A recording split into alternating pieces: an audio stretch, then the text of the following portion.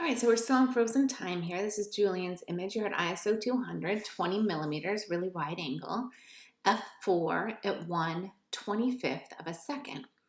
So for frozen time, what are we looking for? A before and an after. So if we imagine that this girl is doing push-ups, then we can see that there's going to be a before and an after, that she's up and that she's going to go down. If we imagine that she's doing a plank, then she's here for a long time, right?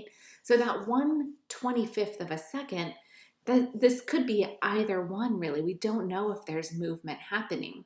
So if she were jumping in the air and she was off the ground and you were able to freeze that, then that would be frozen time. But just moving on the ground like this isn't showing us frozen time.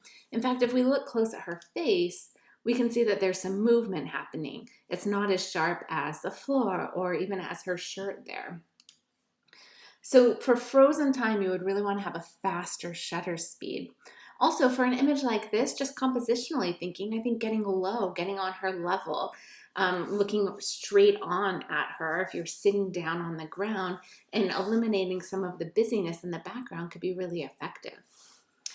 The light that you're using looks like window light that's coming in, and that's really beautiful light coming across your face. It looks like it's brightest about here. So moving her even closer could allow us to see even more of that light, but that's really beautiful light for you to work with. This image is by Eric. You're at ISO 250, 55 millimeters, f6.3 at 1/640th of a second.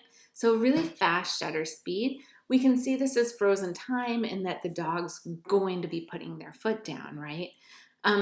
But because it's a dog, and even though it doesn't look like they're running or anything, we still see a little bit of movement there. So having this a little bit faster of a shutter speed, I think, would be best. And then just like I said in the last image, getting down on their level is always going to be really successful. So like photographing and this girl doing push-ups, getting on level with her is going to be more interesting, more inviting, brings the viewer in more.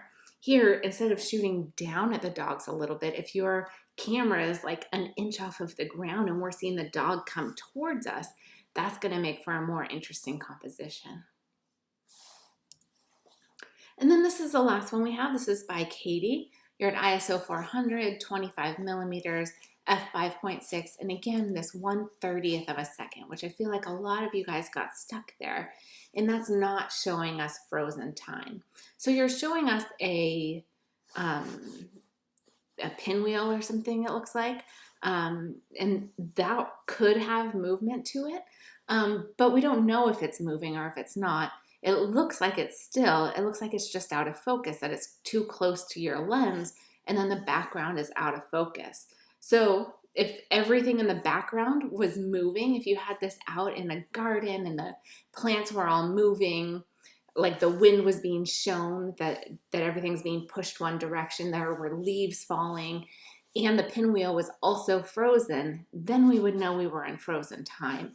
But just showing us this here, especially at 1/30th of a second, and it being out of focus, we're not quite seeing frozen time here.